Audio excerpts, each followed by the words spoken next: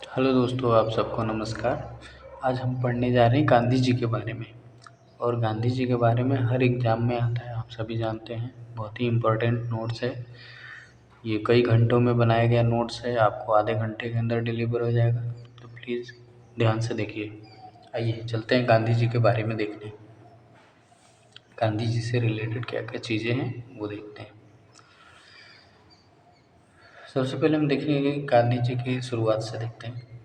गांधी जी का जन्म कब हुआ? तो गांधी जी का जन्म हुआ 2 अक्टूबर 1869 में, 69 में। पोरबंदर में हुआ था, गुजरात में हुआ था। पोरबंदर, गुजरात। माता पुतली बाई थी और पिता करमचंद गांधी थे। माता पुतली बाई थी और पिता करमचंद गांधी थे। देन क्या हुआ? पत्नी कस्तूरबा गांधी है। पत्नी कस्तूरबा गांधी है। राजनीतिक गुरु जी के गोखले हैं, गोपाल कृष्ण गोखले।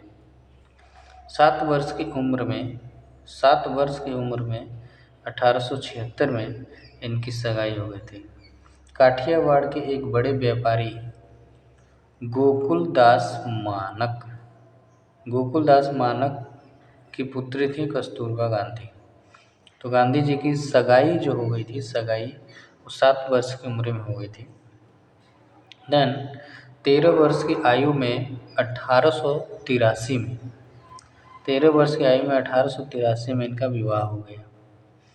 महात्मा गांधी को 5 बार नोबेल पुरस्कार के लिए नामित किया गया था, बट दुर्भाग्य से नहीं मिला। गांधी जी की शिक्षा की अगर बात करें तो प्रारंभिक शिक्षा पोरबंदर में हुई। High school Alfred high school Rajkot, जो कि गुजरात में है। कानून की पढ़ाई के लिए इनर टेम्पल कॉलेज, ये नाम इम्पोर्टेंट है, inner temple college university of London, London के यूनिवर्सिटी से इनर टेम्पल कॉलेज से किए थे अपनी कानून की पढ़ाई। गांधी जी की ब्रिटेन यात्रा की बात करें तो 4 सितंबर 1888 को मुंबई, यानी उस समय बम्बई के अपोलो बंदरगाह का नाम इसलिए आता है क्योंकि अपोलो बंदरगाह सिर्फ अंग्रेज़ों के लिए मतलब जाने आने का रास्ता था, बाकी और सारे बंदरगाह थे दूसरों के लिए, इसलिए नाम इम्पोर्टेंट है। के साथ लंदन के साउथ हैम्पटन के लिए निकले, यानी कि 4 सितंबर 1888 की बात है। पढ़ाई करने जा रहे हैं, ठीक है। ओके ओके ओके ओके, एक सेकेंड।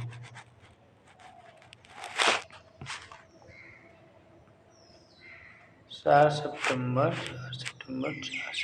ठीक है। तो आपने देखा कि 4 सितंबर को निकले यहाँ से। 1891 में 91, यानी कि 88 में गए और 91 में इन्होंने लंदन में अपनी बैरिस्टर शिक्षा पूरी कर ली। बैरिस्टर मतलब वकालत, बैरिस्टर की शिक्षा पूरी कर ली, जहाँ इन्हें वायलिन, फ्रेंच भाषा और नृत्य, डांस इत्यादि सीखने का असफल प्रयास किए। चूँकि स्टडी के दौरान थे तो ये सब सीखने मतलब लाजमी है, बट इसमें सफलता हासिल नहीं हो पाई। 1891 में माँ की मृत्यु हो गई।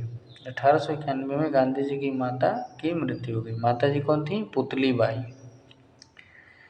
1891 में लंदन से वापस भारत आए। कुछ दिनों मुंबई में वकालत भी किए, क्योंकि शिक्षा पूरी हो गई थी।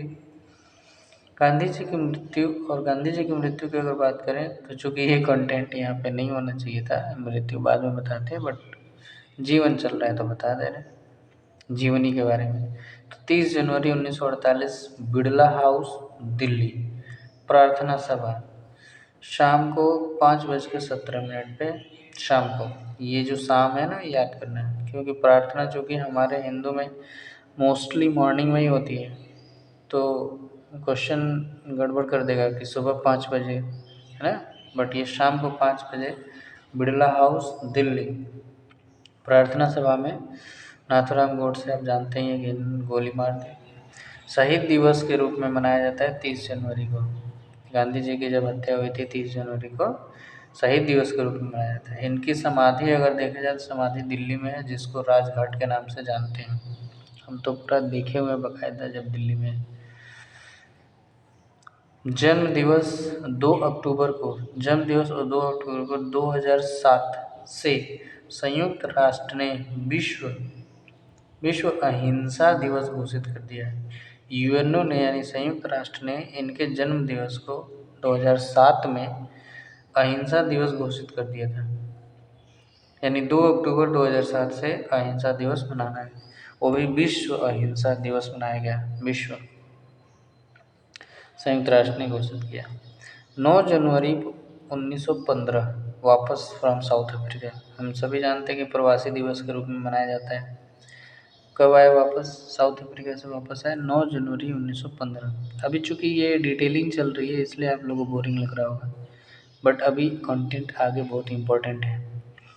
अटल बिहारी वाजपेयी द्वारा 2002 में श्री अटल बिहारी वाजपेयी जब प्रधानमंत्री थे उनके दौरान 2002 में प्रवासी दिवस घोषित किया गया 9 जनवरी को। ठीक है। देन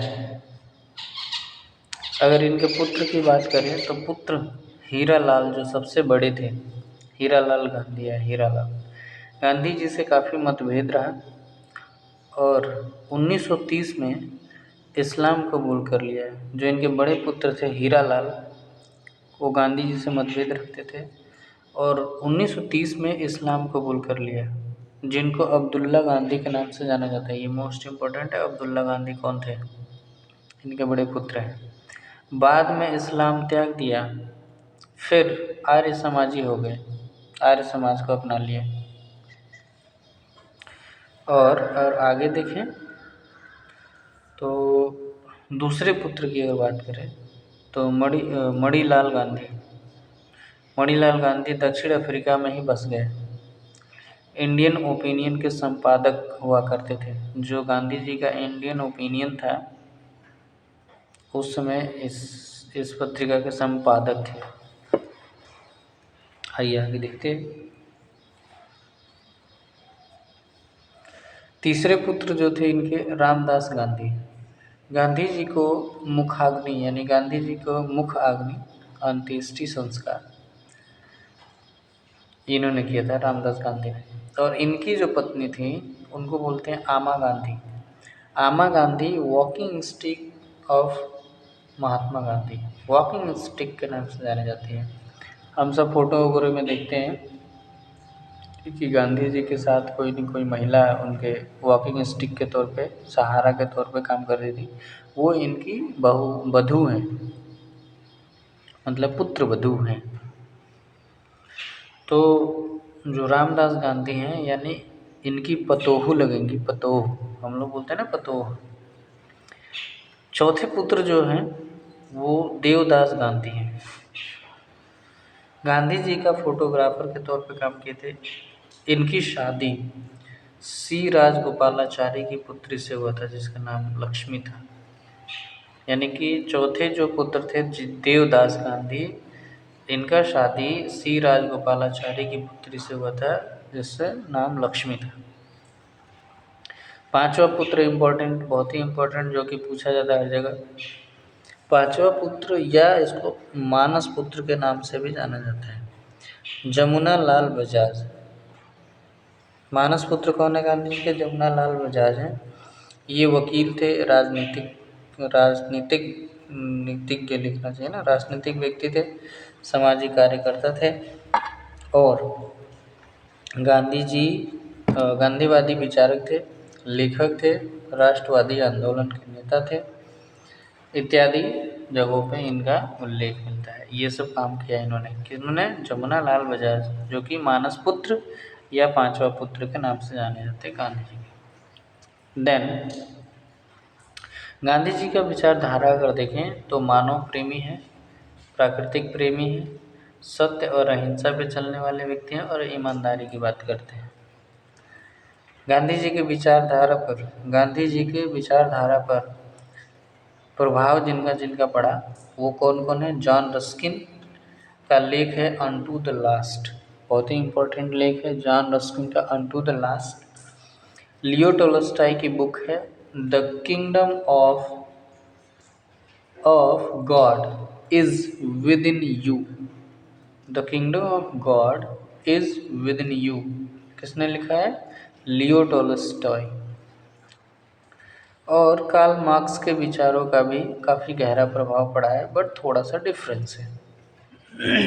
अगर इसको डिटेल पढ़ेंगे तो डिफरेंस नज़र आता है। इसीलिए हमारा संविधान भी मतलब कार्ल मार्क्स के विचारों का प्रभाव पड़ता है, लेकिन गांधी और नेहरू की ओर झुकाव है। ठीक है, वो जब संविधान पढ़ेंगे तो उस समय हम बताएंगे। संविधान का जो मतलब हमारा जो चैनल है उसका नाम है को लर्नर्स, उसमें सिर्फ पॉलिटिकल साइंस की बातें होती है। जैसे इस चैनल का नाम है हिस्ट्री को लर्नर्स, उस चैनल का नाम है को लर्नर्स, ओनली को लर्नर्स। जैसे इसमें हिस्ट्री को लर्नर्स लिखा है ना, उसमें को लर्नर्स लिखा। आइए देखते हैं गांधी जी की उपलब्धियां। तो महत्वपूर्ण आश्रम कहाँ कहाँ बनाए हैं? 1904 फिनिक्स फॉर्म यानी कि फिनिक्स आश्रम डरबन में 1904 में बनाए थे। डरबन जो कि साउथ अफ्रीका में पड़ता है। 1910 में टोल्स्टॉय फॉर्म, लियो टोल्स्टॉय जब भी पढ़े ना, लियो टोल्स्टॉय से काफ़ी प्रभावित थे, तो टोल्स्टॉय फॉर्म डाले थे, मतलब टोल्स्टॉय आश्रम, फॉर्म का मतलब आश्रम। 1910 में जोहान्सबर्ग, तो 1904 में फिनिक्स आश्रम और 1910 में टोल्स्टॉय आश्रम, जो डरबन और जोहान्सबर्ग में है, दोनों साउथ अफ्रीका में। 1915 में सत्याग्रह आश्रम, सत्याग्रह आश्रम जब हिंदुस्तान में आए थे तो सत्याग्रह आश्रम डाले थे कोचरम में, कोचरम जो कि अहमदाबाद के पास है। और इसी को जब वहाँ पे प्लेग की महामारी फैल गई थी तो इसी को ट्रांसफ़र कर दिए साबरमती आश्रम में, थोड़ा दूरी पे, जो कि अहमदाबाद में है। साबरमती आश्रम अहमदाबाद में ही है। 1921 में सदाकत आश्रम जो कि पटना में हुआ, स्थापित करता कौन है? मौलाना मजहरुल हक, उद्घाटन करता थे महात्मा गांधी। इनको बोलते हैं सदाकत आश्रम, पटना में। तो विशेष बिहार विशेष के लिए इम्पोर्टेंट है ये। सेवाग्राम वर्धा की अगर बात करें तो सेवाग्राम वर्धा 1936 में हुआ। और ऐसे ही आगे देखते हैं। गांधी जी के साहित्यिक कार्य में अगर देखा जाए तो इनके साहित्यिक कार्य क्या क्या हैं? जैसे हिंद स्वराज गुजराती में लिखे हैं, दक्षिण अफ्रीका में थे तभी लिखे थे। इंडियन ओपिनियन इंग्लिश में लिखे हैं, ये भी साउथ अफ्रीका में लिखे हैं। यंग इंडिया इंग्लिश में लिखे हैं, यंग इंडिया तो हिंदुस्तान में लिखे। नवजीवन, हरिजन और आत्मकथा इनकी जो है my experiment with the truth, my experiment with truth यानी कि सत्य के साथ मेरे प्रयोग, गुजराती भाषा में लिखे हैं, चूँकि सब कोई आत्मकथा अपनी गुजराती में ही प्रेफर करना चाहता है, आत्मकथा अपनी ओन मदर टंग में प्रेफर करता है। प्रकाशित हुआ था 1929 में इनकी आत्मकथा प्रकाशित हुई थी। यानी जो इनका आत्मकथा है एक्सपेरिमेंट विद ट्रुथ, इसका प्रकाशन पब्लिकेशन 1929 में हुआ। आगे देखिए, गांधी जी का अगर दिख रहा है आपको, यस दिख रहा है। गांधी जी का साउथ अफ्रीका का इतिहास अगर देखें तो 1893 में गए थे साउथ अफ्रीका में, और 1893 में गए थे और 1894 की बात है।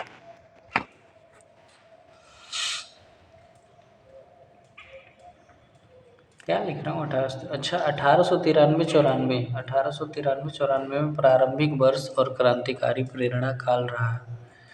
94 से 1906, यानी कि 94 से 1906 की अगर बात करें तो गांधी जी के संघर्ष का उदारवादी चरण था। उस समय उदारवादी था साउथ अफ्रीका में।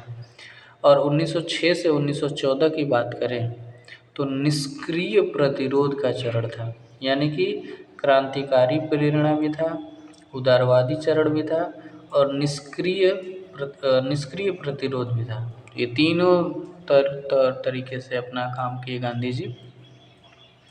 1893 गांधी जी साउथ अफ्रीका गए मुकदमा लड़ने।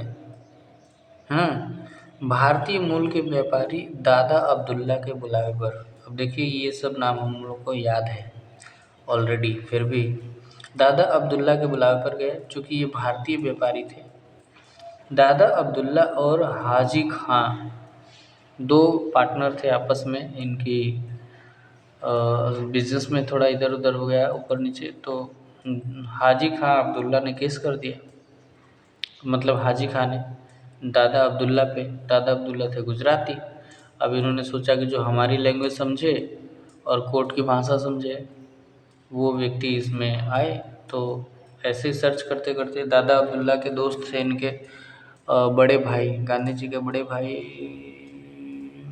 नाम अभी याद नहीं आ रहा। गांधी जी के बड़े भाई कौन थे? तो उनके माध्यम से गांधी जी को हुआ। फिर जानते ही हैं, तय हो गया गांधी जी। अब चूँकि मुंबई में अदालत करते थे, कोर्ट में जाते थे, तो बहुत अच्छा काम नहीं चल रहा था यहाँ पे मुंबई में शुरू शुरू में। तो फिर गांधी जी को जब ऑफ़र मिला डरबन जाने को, मतलब साउथ अफ्रीका जाने को, तो इन्होंने कहा ठीक है, चल दिए गांधी जी। अब चूँकि 93 की बात कर रहे हैं तो 1891 में वापस आए थे। उनकी माता जी की मृत्यु हो गई थी। और 91, 92, 93, मतलब जो भी हो, 91, 92, 93 अपना प्रैक्टिस कर रहे थे मुंबई कोर्ट में। फिर उसी समय मतलब उनका प्रैक्टिस बहुत अच्छा नहीं चल रहा था, जिसकी वजह से फिर इन्होंने ऑफ़र को अपना लिया। तो 40,000 पाउंड का लेन देन हुआ। 40,000 पाउंड का लेन देन का विवाद था। यानी दादा अब्दुल्ला और हाजी खां में जो बिजनेस का विवाद था वो 40,000 पाउंड का विवाद था। उस समय 40,000 पाउंड बहुत होता था। शर्त क्या थी? इन्होंने मतलब जो दादा अब्दुल्ला ने शर्त रखी कि 105 पाउंड प्रति माह देंगे, जितने माह आप वहाँ रहेंगे। 1 वर्ष का करार था। यात्रा के लिए प्रथम श्रेणी टिकट देंगे, रहना खाना मुफ्त रहेगा। और 24 वर्ष की उम्र थी उस समय गांधी जी की, और 21 वर्ष तक अफ्रीका में रह गए। सोचिए, 24 साल की उम्र थी उस समय, वकालत लड़ने गए और 21 वर्ष तक रह गए। तो 24-21 वैसे ही 45 साल हो गया। जब भारत आएंगे तो 45 साल की उम्र में भारत वापस आए। 24 मई 1893 दक्षिण अफ्रीका पहुँचे। तो पहुँचने में भी टाइम लगा होगा, यानी किसी डेट को गए होंगे। 7 जून 1893 डरबन से प्रिटोरिया जाने के क्रम में, ये इम्पोर्टेंट है, डरबन से कहाँ जा रहे थे? प्रिटोरिया। इसी के जाने के क्रम में पीटर मैरिट्सबर्ग, नाम याद रखना है, पीटर मैरिट्सबर्ग नामक स्टेशन पर, रेलवे स्टेशन पर ट्रेन से जबरदस्ती उतार दिया गया। इसी समय गांधी ने डिसाइड किया था कि तुमने ट्रेन से उतारा है, फेंक दिया हमको ना, हम तुम्हें अपने हिंदुस्तान से फेंक देंगे, टेंशन ना लो। तो 7 जून 1893 की बात है, डरबन से प्रिटोरिया जा रहे थे अपना वकालत के लिए। तो पीटर मैरिट्सबर्ग नामक स्टेशन पर इन्होंने उतार दिया, ये कह के कि तुम इंडियन हो, तुम काले हो, तुम फर्स्ट, ये प्रथम श्रेणी का यूज़ नहीं कर सकते, वगैरह वगैरह मतभेद की थी। तो उस समय गांधी जी के मन में विचार आया कि अगर मैं प्रथम श्रेणी का भी टिकट लेके चढ़ा हूँ तब भी इतना भेदभाव है, तो फिर बाकी आम जनता का क्या होता होगा। फिर उसी समय इन्होंने ठान लिया कि बताएंगे तुमको। 1894 1894 में भारतीयों के मताधिकार के सवाल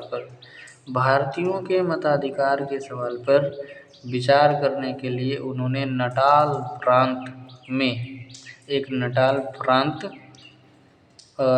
कांग्रेस की स्थापना करी। वहाँ पे नटाल प्रांत है, एक छोटा सा स्टेट है साउथ अफ्रीका में, जिसको नटाल प्रांत कहते हैं। उसमें नटाल कांग्रेस का मतलब ये अपनी कांग्रेस पार्टी नहीं है। कांग्रेस का मतलब होता है पब्लिक का समूह, जो कि पब्लिक ऐसी जो किसी एक खास मुद्दे पे बात करे। तो नटाल कांग्रेस कब बनाया इन्होंने? 94 में, भारतीयों के मताधिकार को लेकर। नटाल कांग्रेस बनाने का लक्ष्य था कि भारतीयों के मताधिकार में जो भेदभाव हो जाए, जो मताधिकार किसी को मिल रहा है किसी को नहीं मिल रहा है, उस लिए नटाल कांग्रेस की स्थापना की। 1896 की अगर बात करें, कहाँ पेन चल रहा है भैया? ये दिख रहा था ना नटाल कांग्रेस? नहीं दिखा, अब दिखेगा। ठीक है, तो नटाल कांग्रेस की स्थापना किया इन्होंने नटाल प्रांत में। कब किया था? 1894 में। 1896 की बात करें तो पहली बार भारत लौटे 1896 में, और इसी वर्ष पुनः साउथ अफ्रीका चले गए।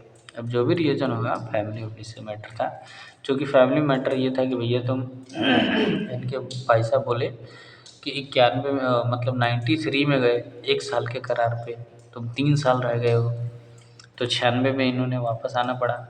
भाई पत्नी भी थी, बच्चे भी थे इनके। तो 1896 में फिर अपने पत्नी बच्चे को लेके फिर उसी साल में वापस चले गए। 1896 में इन्होंने ग्रीन पॉम्पलेट स्टार्ट किया, ग्रीन पॉम्पलेट। 1898 से 1902 एंग्लो ओवर युद्ध हुआ। एंग्लो ओवर युद्ध हुआ था 1898 से 1902 के बीच में। 1902 में पुनः भारत वापस आए थे। एक तो 1896 में आए, फिर 1902 में आए।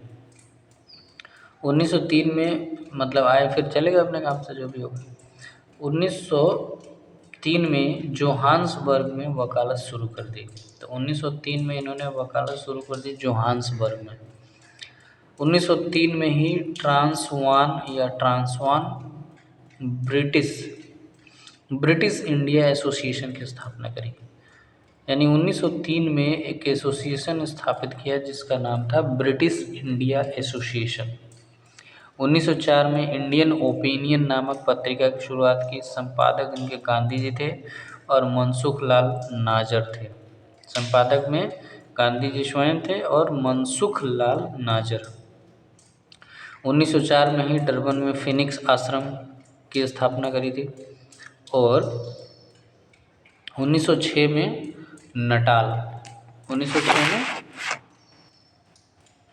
नटाल प्रांत में जूलू विद्रोह हो गया था। 1906 में नटाल प्रांत में, जिस प्रांत में इन्होंने नटाल कांग्रेस की स्थापना करी थी 1894 में, उसी नटाल प्रांत में 1906 में जूलू जनजाति है वहाँ की, जूलू विद्रोह हो गया, जिसको एम्बुलेंस का कार्यक्रम किया। जब चूँकि गांधी जी काफ़ी मतलब अहिंसा प्रेमी थे, लोगों की सेवा में इनका मन था, सेवा में काफ़ी योगदान देते थे। तो जब जूलू विद्रोह हुआ तो एम्बुलेंस का कार्यक्रम चलाए थे, सेवा किए थे, फर्स्ट एड का वगैरह जो भी था।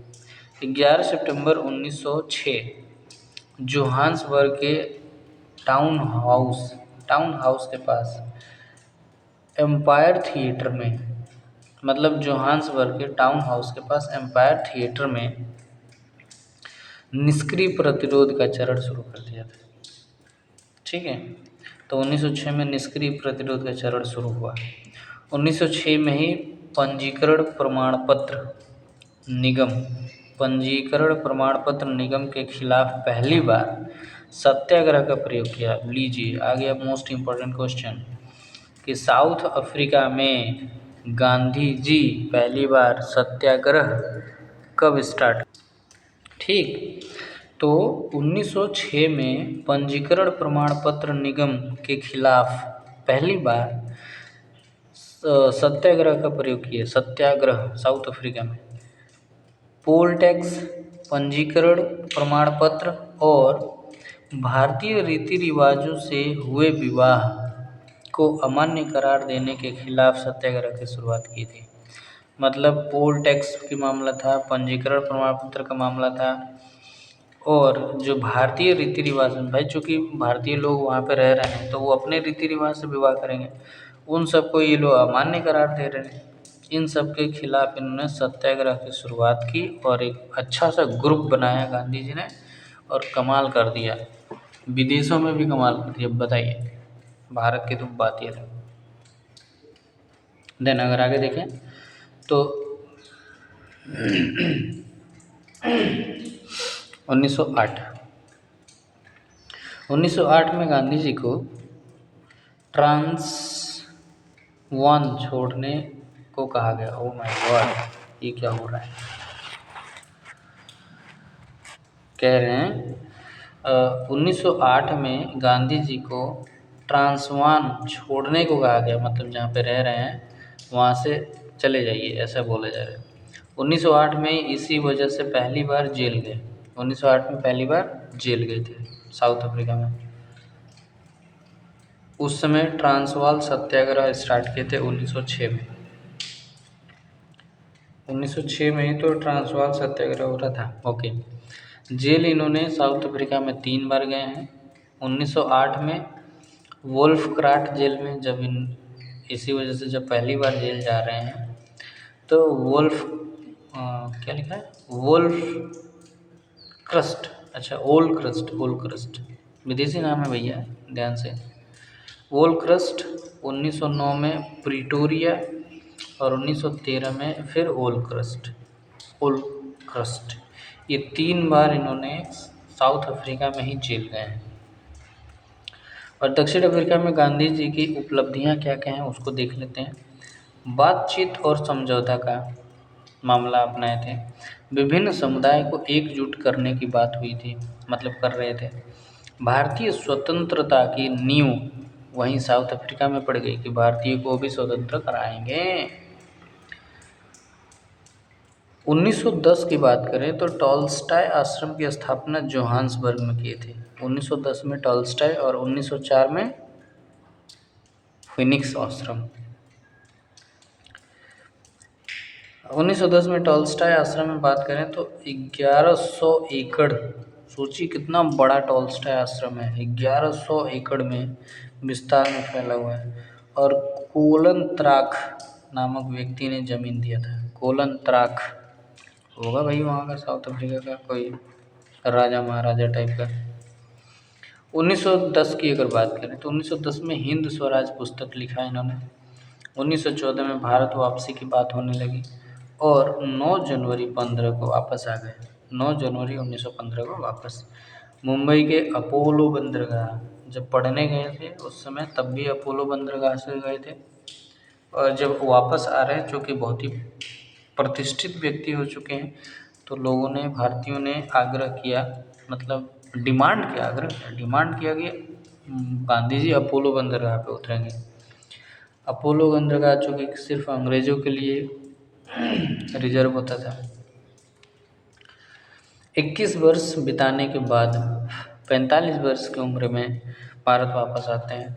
SS सुदीव नामक जहाज था, SS सुदीव 1915 अहमदाबाद के कोचरम में सत्याग्रह नामक आश्रम की स्थापना किया था। 1916-17 के समय कोचरम में प्लेग महामारी के फैल जाने के कारण सत्याग्रह आश्रम को साबरमती नदी के किनारे अहमदाबाद में स्थानांतरित कर दिया गया। तब से साबरमती आश्रम जाना जाता है, यानी सत्याग्रह आश्रम ही साबरमती आश्रम है, ठीक है, के नाम से जाना जाता है। आर्थिक मदद किन्होंने किया था आश्रम बनाने में? अम्बालाल साराभाई। ये अम्बालाल साराभाई कौन हैं? अभी हम पढ़े हैं अम्बालाल साराभाई, इनके सॉरी जमुनालाल बजाज 5वें पुत्र हैं। ध्यान रखिएगा, गड़बड़ हो रहा था। इनका 5वां पुत्र मानस पुत्र जमुनालाल बजाज है, जबकि यहाँ पे जो मदद कर रहे हैं वो अम्बालाल साराभाई हैं। आई थिंक अम्बालाल साराभाई वो हैं जो मिल मजदूरों में इन्हीं अम्बालाल साराभाई की बहन है अनसुईया बेन। इन्होंने अनसुईया बेन ने अपने भाई के खिलाफ आंदोलन किया था ना, गांधी जी को बुलाया था, फिर मिल मजदूरों के मामला चल रहा था। तो अम्बालाल साराभाई उद्योगपति। और हृदय कुंज महात्मा गांधी जी की जो कुटिया थी, महात्मा गांधी की जो कुटिया थी जिसमें गांधी जी रहते थे, उसको हृदय कुंज बोला गया, हृदय कुंज। अब चूँकि आश्रम बना है तो बहुत सारा रूम वगैरह होता है ना, बहुत सारा जगह होता है, बहुत सारा मीटिंग वूटिंग का, फिर रहने वहने का। यह नाम जो था हृदय कुंज, वो काका साहेब कालेलकर, काका साहेब कालेलकर ने दिया है। और काका साहेब कालेलकर की हमने बहुत सारे वो समितियाँ भी पढ़ी हैं, कालेलकर समिति, काका कालेलकर समिति, काका कालेलकर पॉलिटी, हाँ पॉलिटी में नाम आता है इनका, एक्चुअली ध्यान नहीं है। काका कालेलकर समिति है बहुत बड़ा, जो कि पॉलिटिकल साइंस में भी एग्जैक्ट याद नहीं आ रहा। 10 मई 1963, 10 मई 1963, 10 मई 1963 को इसी हृदय कुंज के निकट एक गांधी स्मृति संग्रहालय, गांधी स्मृति संग्रहालय बनवाया गया। उद्घाटन नेहरू जी के द्वारा हुआ है, और 10 मई 63 को। और इसी 64 के आसपास नेहरू जी का निधन भी हो गया था, क्योंकि 62 में चाइना का युद्ध हुआ था, जिसकी वजह से सदमे में आ गए, क्योंकि पंचशील समझौता हुआ था, आप जानते ही हैं। और पंचशील समझौता का ये था कि भाई कोई इंटरफेयर नहीं करेगा, कोई देश एक दूसरे में। और चाइना को तो नेहरू जी अपना भाई मानते थे, पटेल जी सतर्क करते थे कि चाइना बहुत खतरनाक है। ऐसा सियार है चाइना, जब उसको मौका मिलेगा झपट लेगा। नेहरू जी मानते नहीं थे, नेहरू जी सोचते नहीं नहीं, हिंदी चीनी भाई भाई, हिंदी चीनी भाई भाई। लेकिन चाइना ने क्या किया 62 में, वो कर दिया। तो खैर कोई नहीं, आगे देखते हैं, वो अलग मुद्दा है, उसको बात करेंगे। तो नेहरू जी ने 10 मई 63 को, डेट थोड़ा सा मैच नहीं हो रहा, नहीं तो गांधी जी की किसी न किसी डेट पे होना चाहिए था, क्योंकि चूँकि 63 में हो रहा तो गांधी जी की मतलब जन्म दिवस भी हो सकता था, डेथ भी हो सकता था, और भी सारे दिवस हो सकते थे, बट अलग ही डेट है। 10 मई 63 को इसी में हृदय कुंज के निकट एक गांधी जी का गांधी स्मृति संग्रहालय बनाया। आइए थोड़ा इनके गुरु जी के बारे में जानते हैं। गांधी जी का गुरु जी कौन है, क्या है? गोपाल कृष्ण गोखले गांधी जी के गुरु हैं, राजनीतिक गुरु के तौर पर माने जाते हैं। गांधी जी को बोले, गोपाल कृष्ण गोखले गांधी जी को बोले कि आप 1 से 2 वर्ष भारत के गांव की यात्रा करेंगे। अब बोलेंगे कुछ नहीं, सिर्फ सुनेंगे सुनेंगे सुनेंगे, सारी समस्या सुनेंगे। पहली बार सार्वजनिक रूप से अपना राजनीतिक अभिभाषण दिया इन्होंने 4 फरवरी 1916 को, जब इनको आमंत्रित किया गया। जबकि आ गए थे ये 1 जनवरी 9 जनवरी 1915 को। तो जब 9 जनवरी 1915 को आ गए थे, 1915 से लेके 4 फरवरी 1916, लगभग 1 साल तक सच में कुछ नहीं बोले और घूम घूम के देखते रहे। बीएचयू के उद्घाटन जब हो रहा था, बनारस हिंदू यूनिवर्सिटी जो कि बनारस में, उद्घाटन समारोह में बुलाया गया था इनको। गांधीवादी विचारधारा का प्रभाव और विस्तार कैसे कैसे देखा जाए, तो गांधी जी पता है उस भाषण में बोले क्या कि यहाँ पे बहुत सारे लोग बड़े बड़े बैठे हैं, लेकिन जो लोग इस यूनिवर्सिटी को बनाने में सहयोग किए हैं, मज़दूर जितने लोग थे, जितने वहाँ पे ठेकेदार होंगे, मज़दूर वर्ग होंगे, वो मज़दूर वर्ग कहाँ है? इस मीटिंग पार्टी में तो मज़दूर वर्ग है ही नहीं। जो लोग मिल के इस इतने बड़े यूनिवर्सिटी को बनाया है, कितने सालों तक बनाए होंगे, कितना समय लगाओ, कितना मेहनत लगाओ, कितना खून पसीना, मतलब पसीना बहाए होंगे, उन मज़दूरों की कोई वैल्यू नहीं है यहाँ पे, उनमें से कोई नहीं है। तो ये गांधी जी का जो लगाव है, झुकाव है, वो पता चलता था। देन क्या हुआ तो 4 फरवरी को पहली बार बीएचयू में उद्घाटन के समारोह में भाषण दिया। गांधीवादी विचारधारा और प्रभाव का विस्तार देखें तो जो डेविड थोरो हैं, डेविड थोरो का आप नाम सुने होंगे, और सबने अवज्ञा आंदोलन। डेविड थोरो का विचार गांधी जी के दर्शन की आधारशिला बनी। गांधी जी का जो दर्शन का आधारशिला बना वो डेविड थोरो का विचार है। जॉन रस्किन से इन्होंने सर्वोदय की अवधारणा ले ली। सर्वोदय, सबका उदय हो। लियो टॉल्स्टॉय की ईसाई अवधारणावादी यानी कि अहिंसा दृष्टिकोण, चूँकि ईसाई लोग काफ़ी अहिंसा का समर्थक होते हैं, तो लियो टॉल्स्टॉय से अहिंसा की धारणा ले ली। जॉन रस्किन से सर्वोदय की अवधारणा को अपनाया और डेविड थोरो से दर्शन विचारशीलता, दर्शन पे अपनी मजबूती बनाई। और थियोसोफिस्ट से आध्यात्मिक का विस्तार किया। यानी गांधी जी में ये जो विचारें डेवलप हो रही हैं, आध्यात्मिकता का, अहिंसा का, सर्वोदय का, दर्शन का, ये सब किसी न किसी बड़े बड़े राइटर, महात्मा वगैरह लोग हैं। Theosophist, Leo Tolstoy, John Ruskin, David Thoreau, इन सब के विचार गांधी जी के मन मानस पटल पे छप गए। आइए थोड़ा और देखते हैं गांधी जी के बारे में। यस, तो गांधी जी से और रिलेटेड क्या आप देख रहे हैं। वीडियो थोड़ा लंबा होगा, लेकिन गांधी जी के बारे में बहुत सारा क्वेश्चन जो पेपर में आता है, हम लोग से छूट जाता है, वो सब इसमें कवर है। तो प्लीज़ बी पेशेंटफुल के तौर पे, मतलब धैर्यपूर्वक देखिए और बस रिवाइज़ करते रहिए। बहुत मज़ा आएगा आपको रिवीजन में। कान में लीड लगा लीजिए और स्पीड बढ़ा लीजिएगा, क्योंकि मैं बहुत ही स्लो तरीके से बोल रहा हूँ, पढ़ा रहा हूँ। तो सॉरी, पढ़ रहे हैं हम, चलो हम सब पढ़ रहे हैं। आइए, सत्याग्रह, गांधी जी का अभ्यास और विचारों का विकास। सत्य की शक्ति, सत्य प्लस आग्रह, यानी सत्य के साथ आग्रह करना, विनती करना। हिंद स्वराज में आधुनिक सभ्यता की आलोचना, हिंद स्वराज में आधुनिक सभ्यता की आलोचना। स्वदेशी आंदोलन, योग्यता को श्रम विभाजन के रूप में देखना, यानी योग्यता को श्रम विभाजन के रूप में देखना। ट्रस्टीशिप का सिद्धांत देना, ट्रस्टीशिप का थ्योरी। वस्त्र और खादी पर विचार करना। और 9 जनवरी की, अगर 9 जनवरी 15 को आगमन के समय भारत की स्थिति जो थी वो देखे, ये सब उनके विचारों का विकास हुआ, कैसे कैसे इनके विचार डेवलप हुए। 1914 से 1918 प्रथम विश्व युद्ध का भी काल चला। इसी समय 1914 से 1918, जब 15 में वापस आए तो युद्ध चल रहा था। और फर्स्ट वर्ल्ड वार की अगर बात करें तो आप जानते ही हैं फर्स्ट वर्ल्ड वार में क्या क्या हुआ। को मित्र राष्ट्र अलग थे, धुरी राष्ट्र अलग थे, भारत का दृष्टिकोण अलग था। तो ये तीनों देखते हैं। मित्र राष्ट्र में ब्रिटेन था, फ्रांस था, अमेरिका था, इटली था, रूस था, जापान था।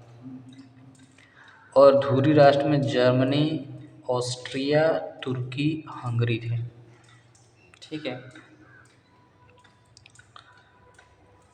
भारत का दृष्टिकोण, इस वक्त भारत ब्रिटेन का उपनिवेश था।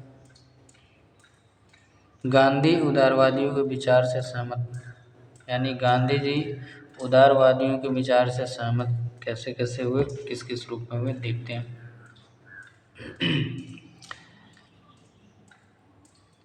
नरमपंथियों ने युद्ध में ब्रिटेन का साथ दिया। क्योंकि नरमपंथी जो भी लोग थे उदारवादी, युद्ध में ब्रिटेन का साथ इसलिए दिए थे ताकि हमारा कुछ फ़ायदा हो सकेगा, बट ऐसा हुआ नहीं, उससे सब कुछ उल्टा हो गया। नरमपंथी इस उम्मीद से साथ दिए कि युद्ध के पश्चात स्वशासन मिलेगा। हम लोग स्वशासन की बात कर रहे थे, होम रूल की बात कर रहे थे। क्रांतिकारी और गर्मपंथी इसे एक सुअवसर समझकर क्रांतिकारी घटना को अंजाम दिए। जो गर्मपंथी थे, क्रांतिकारी थे, चूँकि इन लोगों ने अपना फ़ायदा भी उठाया सुअवसर समझकर। ये हम पढ़ेंगे जब क्रांतिकारी चीज़ें पढ़ेंगे तब। नील की खेती के खिलाफ आंदोलन हुआ, नील विद्रोह हुआ 1859-60 में। 1859-60 में लगभग जब क्रांति हुई थी 1857 की, तो 57 के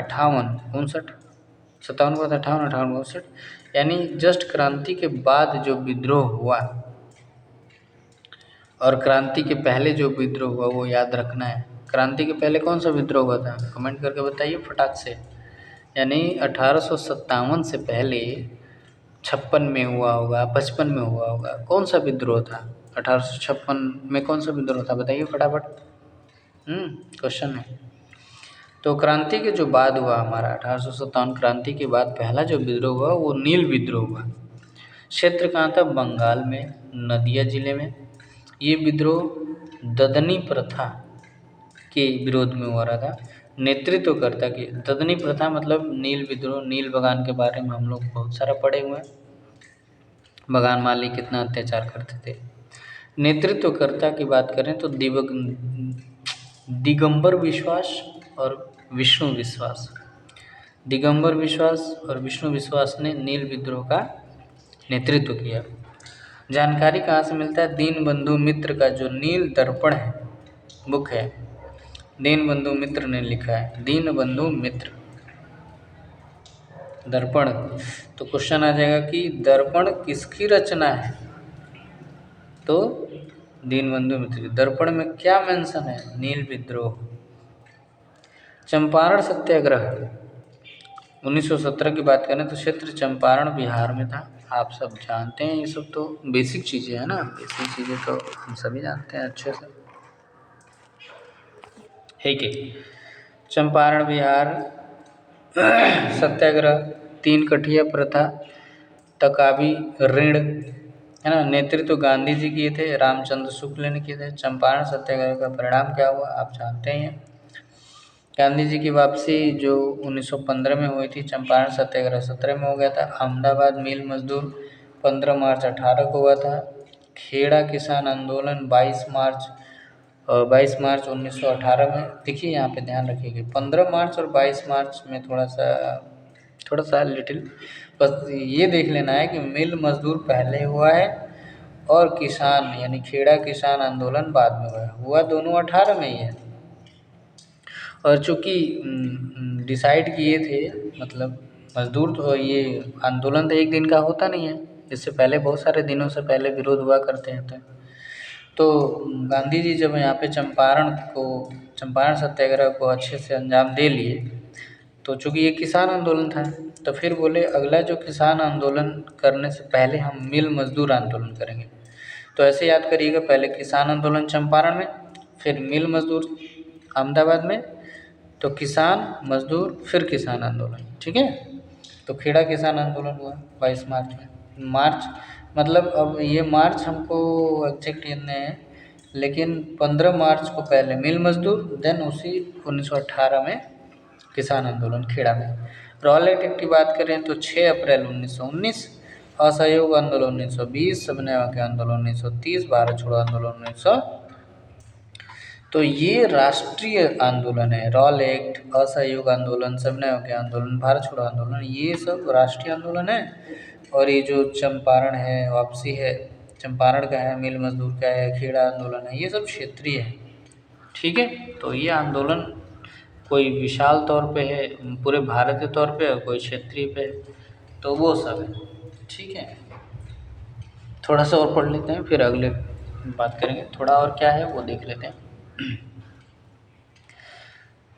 सारण को तिरहुत प्रभाग का हिस्सा माना गया, जो 1908 में बनाया गया था। सारण जिला आप जानते हैं, सारण जिला में आई थिंक छपरा उपरा आता है ना, छपरा सिवान से रिलेटेड छपरा है सारण जिले में। उत्तर पश्चिमी की अगर बात करें तो तिरहुत प्रमंडल पड़ता है सारण में।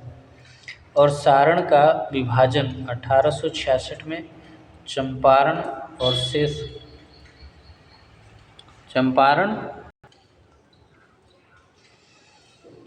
सारण का विभाजन हुआ था 1866 में, चंपारण और शेष सारण। चंपारण का विभाजन 1972 में भी हुआ था, पूर्वी चंपारण और पश्चिमी चंपारण, ठीक है। तो चंपारण का विभाजन ही हो रहा है भैया आज, पूर्वी चंपारण और पश्चिमी चंपारण, चूँकि पश्चिमी चंपारण बड़ा है, नेपाल से सटा हुआ तराई का क्षेत्र है, नेपाल से सटा हुआ है बिल्कुल। बिहार से आप नेपाल जा सकते हैं और नेपाल बिहार का बॉर्डर सेम है। यूपी बिहार और नेपाल का कॉमन है। नदी बहती है, गंडक नदी का मैदानी इलाका है, दोमट मिट्टी का क्षेत्र है, वनस्पति के दृष्टिकोण से समृद्ध है। शुरुआती दौर में चंपारण गन्ने की खेती करता था और चीनी उद्योग के लिए जाना जाता था। 1600 से लेकर 1813 तक ब्रिटिश ईस्ट इंडिया कंपनी का भारत से व्यापारिक एकाधिकार था। भारत में व्यापारिक एकाधिकार था। कब से कब तक? हाँ, आप जानते हैं कि 1600 में एलिजाबेथ के राज्यकाल में ब्रिटिश ईस्ट इंडिया कंपनी चली थी और 1813 तक, यानी 16 से लेकर 13 तक ये चूँकि कंपनी अपने तौर तरीके से व्यापार करती थी। 1813 में क्या हुआ? एकाधिकार समाप्त हो गया। तो वही लिखा है कि एकाधिकार था। कब तक? 13 तक। उसके बाद सारी कंपनियों को आने का मतलब छूट दे दिया गया कि सिर्फ ब्रिटिश ईस्ट इंडिया कंपनी ही नहीं, अंग्रेज़ की और मतलब इंग्लैंड की और भी कंपनियाँ, ब्रिटिश की और भी कंपनियाँ आके भारत में व्यापार कर सकती हैं। तो एकाधिकार समाप्त हो गया। और इसी समय आप जानते हैं मतलब एकाधिकार समाप्त हुआ, बस एक चीज़ हो गया, वो जो 1813 का आप अधिनियम पढ़ेंगे तो उसमें चीन और चाय को एकाधिकार बरकरार रखा। फिर जब 33 का एक्ट आया 1833 का, तो वो भी ख़त्म हो गया। खैर उसको हम उसमें पढ़ते हैं जब संविधान का विकास होता है। हाँ, संवैधानिक विकास के चरण में पढ़ते हैं वो सब सारी चीज़ें।